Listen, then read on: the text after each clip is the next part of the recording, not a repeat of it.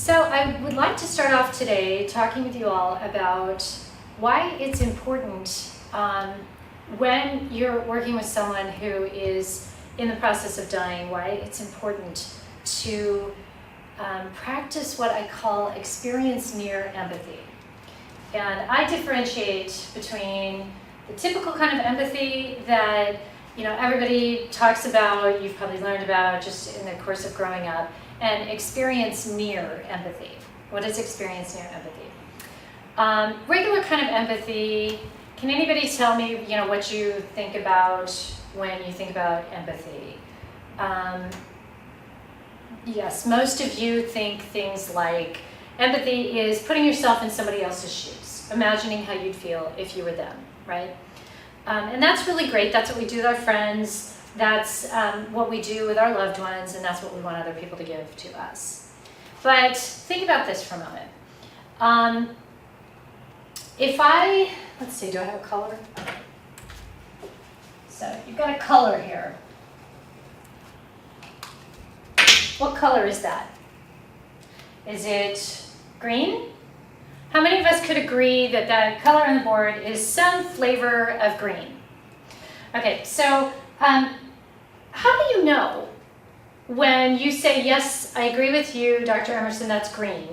How do you know that we are all looking at the same thing, and what you think green is the same thing that I think green is? How do we know?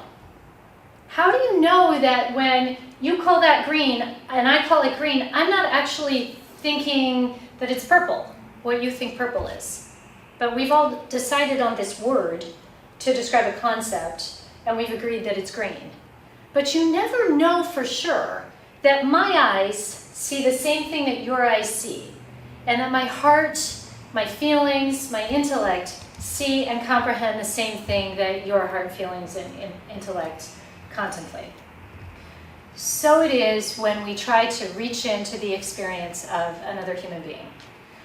Empathy is when I say, oh, you see green? So do I. And I know what green looks like, so we're on the same wavelength. We all know what green looks like. Experience near empathy is when I say, okay, I know what green looks like. Green looks like this to me, and it looks like that to me because of all the things that I have been through the course of my life. My parents taught me what green looked like. And then I had peers, and I played on a sports team, and I went to that particular school, and I got my heart broken at that particular date, and got super disappointed in that particular thing. And all of those things come together to tell me what green is. So I say, okay, this is what green is to Staci, and I'm going to take green, I'm going to put it over here. I can see it out of the corner of my eye, what green is. But I'm not going to concern myself with it. It's just going to stay there in my peripheral vision, sitting on a shelf. So let's say Jason wants to tell me about what green looks like to Jason. So what I'm going to do is I am going to get out of my little body, and I'm going to go over and I'm going to sit down where Jason is sitting. And I'm going to let go of everything I know about what Staci thinks green is. And I'm going to listen in such a way that I understand that to Jason, green actually looks like what purple is to me. I'm going to let go of all the concepts that hold Staci and green together, and I'm going to get inside of Jason and see green from behind his eyes. That's experience near empathy. Why is that important?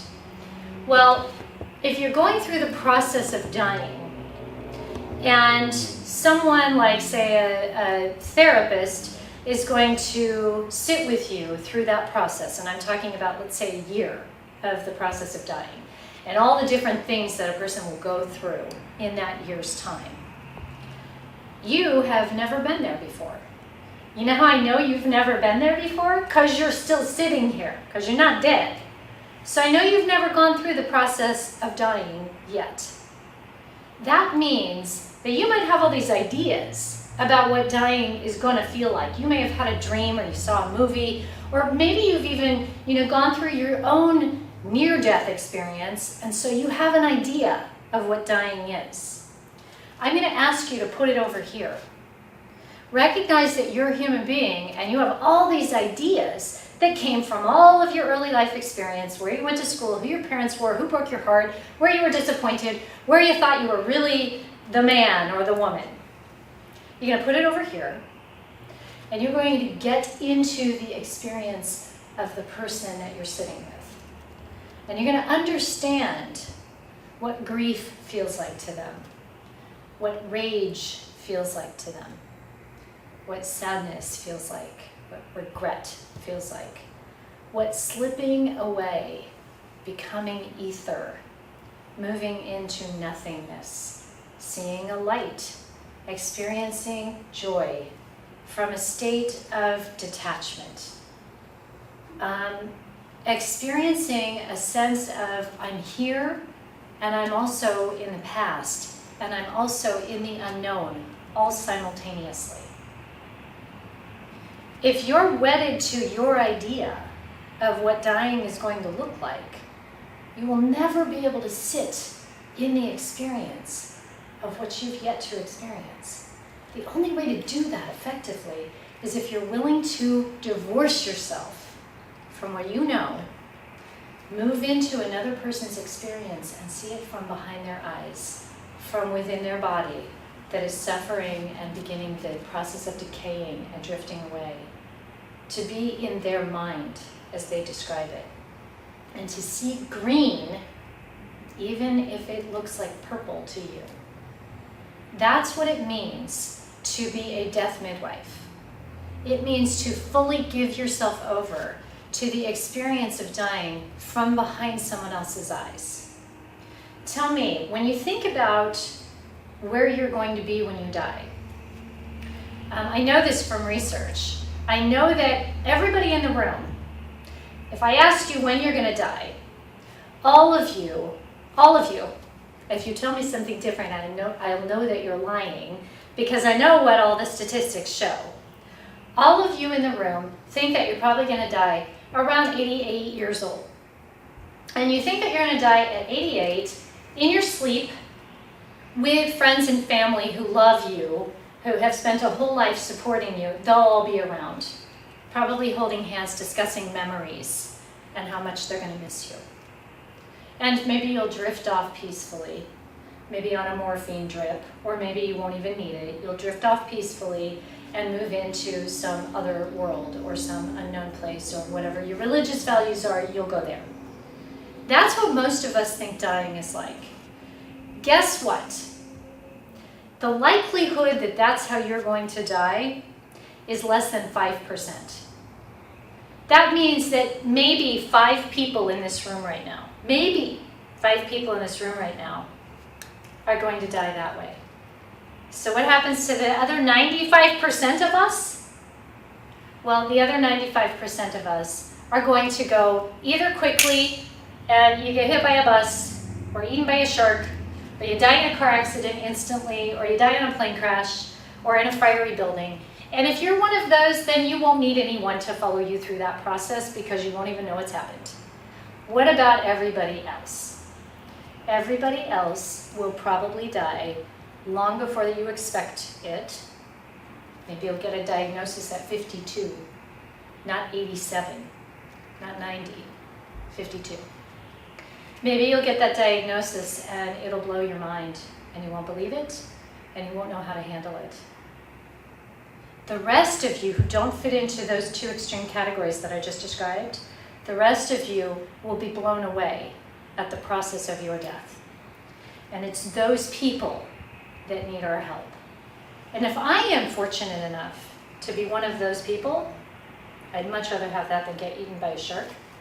If I am fortunate enough to be one of those people, I want somebody who doesn't tell me what green looks like. I want somebody who will hold my hand, walk into the darkest, most confusing, chaotic, insane places inside me. I want someone who will do that with me, and they will learn what green looks like from behind my eyes. Wouldn't you like that as well? That's why we need to learn how to experience near empathy. Letting go of yourself, putting all of who you are. We can't fully let go of it. Anybody says that they can do that, they don't know what they're talking about, and they're not telling the truth. Because we can never completely let go of ourselves, but we can practice the art of leaving it over here in our peripheral vision, giving ourselves over to being with another person fully. We are, at least I think, because I've never really been able to get in the eyes of a dog or the eyes of a fish, but what we know from research is that the human being, because we have these phenomenal aspects in our brain called mirror neurons, and basically, in a very easy nutshell, what a mirror neuron is it is the capacity for you to, excuse me, look at how many of you just yawned. Why do we do that? Because human beings have the capacity to pay attention to another person and be so close to their experience in our brains that we actually experience what they're experiencing. When I just yawned right there, the reason many of you just shifted in your chair, some of you yawned, some of you woke up a little bit, because you were feeling what I was feeling. That's how tuned in and connected to me you are right now, because you're listening and you're with me on the same wavelength. So those mirror neurons that we human beings have give us an uncanny capacity to not only hold on to our own experience, our own individual feelings and thoughts, but also to fully experience, not just intellectually as an abstract concept, but to fully experience in our bodies, in our emotions, in our neurotransmissions, and therefore the chemicals and hormones that make us feel. We have the ability to fully feel what another person feels, to see purple from behind their eyes when we're talking about green. That's what we human beings have the capacity to do. But we have to work on honing those skills. And so the most important part of honing that skill is to learn how to let yourself be on the side. I promise you, if you put your own thoughts, your own opinions, your own religious beliefs, your own biases, your own prejudices, your own sense of this is who I am, I promise you if you put that over here, it won't go away. You won't lose it. You can pick it up on your way out. I promise you. It will be at the coat check. You give them your number, they'll give you back to yourself. But you can put it over there and not lose it. And by doing that, by putting it over there, you can actually have it's kind of like being on a holodeck. You can have a virtual experience of what's going on in another human being. And by doing that, we give the greatest gift that anyone can have. It's the one that I want to sign up for. It's why I want to train you all to do this, because maybe you'll be there when it's my time to go. The greatest gift that we can give another person is to be in that life raft with them. Let me tell you a story about the life raft. So I want you to picture this. Close your eyes if you want to, but I want you to kind of go inside yourself and picture this for a moment. So you have just spent your life savings, maybe not your life savings, but you spent a lot of money to buy this trip that you went on, this big cruise ship. You know, the kind where you get all the food for free and you gain 10 pounds over a week. So you went to your most amazing destination, some island that I can't pronounce someplace. You went on this cruise and you're having the grandest time, really taking it all in and really appreciating life. And all of a sudden you find yourself in the water. The boat sank. I know everybody thinks these days that could never happen, but this particular boat that you went on, it sank. So just go with me with this for a moment. So you were lucky enough when this boat sank to get into this raft. It's not a big boat, this little raft. Let's say it's about, like 10 feet long.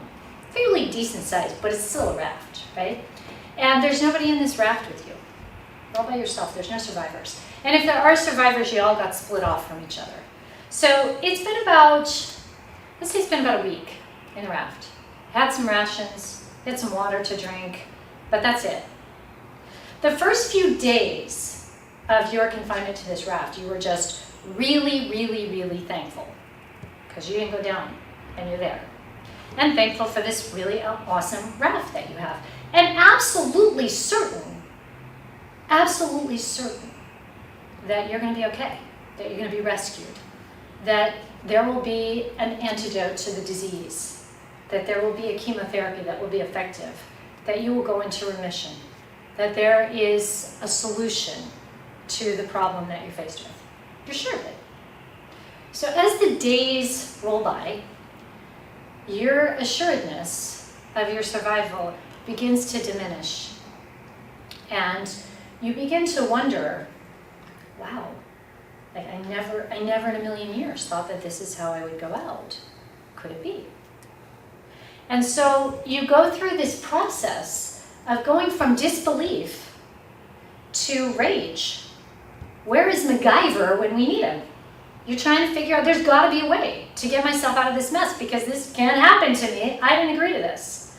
I did not sign the document that said, yes, I will go out at this age and in this way.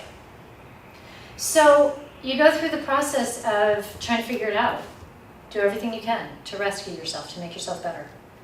It's not working. You still have run out of water.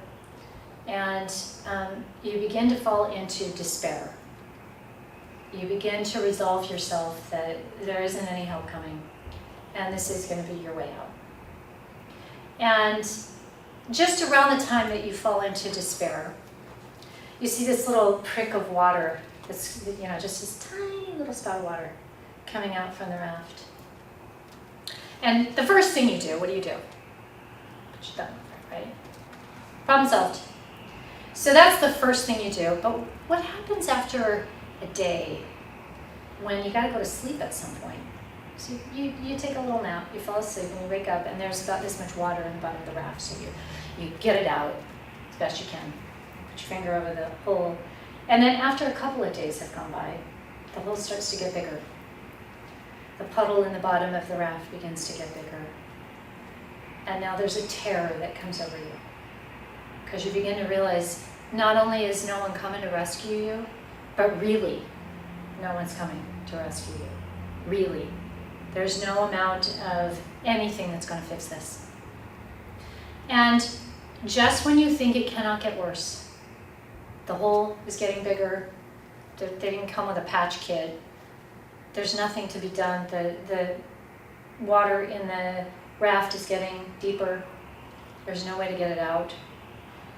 Just when you think it can't get any worse, you start seeing some sharks decide that they're going to have fun with you and circle your raft.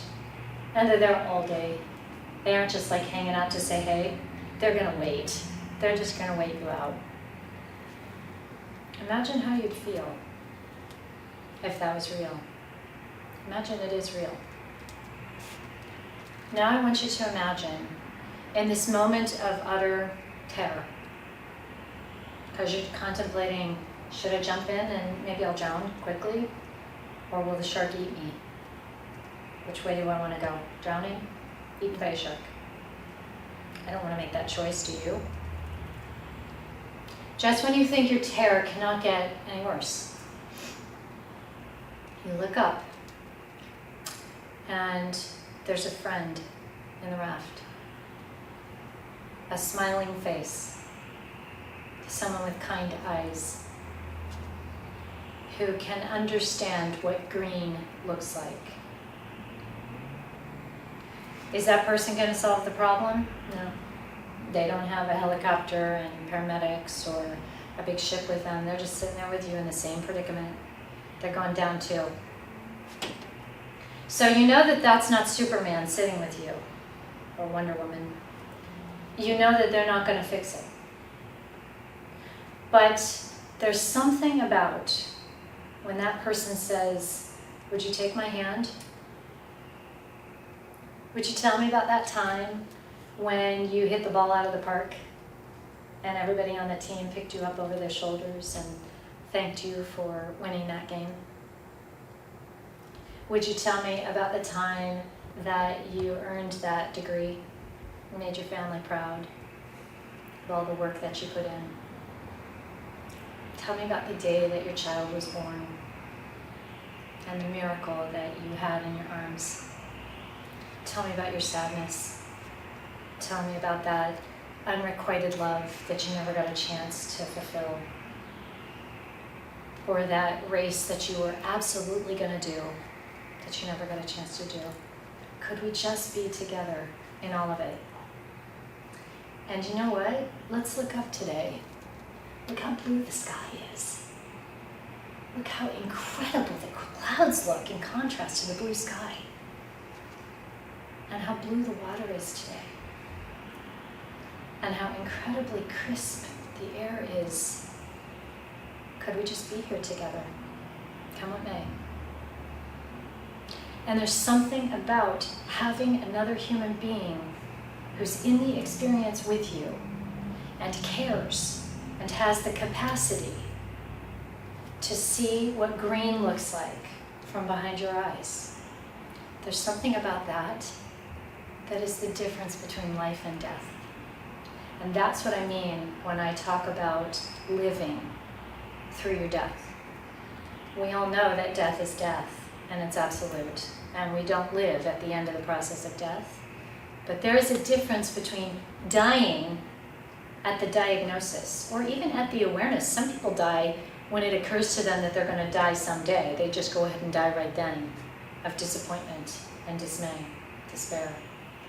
But there's something about knowing that another human being is connected to you, will walk through it with you, can see green from behind your eyes, that is the difference between giving up and letting your spirit die before your body takes its last breath, and living those last breaths all the way through with an awakened awareness of every inch of it, not just all the happy stuff, every bit of it. I don't know about you, but for me, I accept life as it comes. And maybe this comes because I've spent so much time sitting with people as they are gonna die, walking through the death experience with them. Maybe this is a bit of the wisdom that's come from that. But I take life as it comes because I know that no one's guaranteeing me anything. I don't get a do-over, neither do you, by the way. I don't get, time extra added for good behavior, neither do you. I don't get to say, hey, I got a raw deal in that childhood, or I got a raw deal in that marriage, so I get to have extra time. It doesn't work like that. Good people die at the same rate that bad people die, believe it or not. I want all of my life. Because I know that if I spend my whole life waiting for the happy moments, I might not have very much life. Why is that? Is that because I'm not a happy person? It's not that. It's that if we spend our lives chasing after the happy carrot, we spend our lives living for something that hasn't happened yet.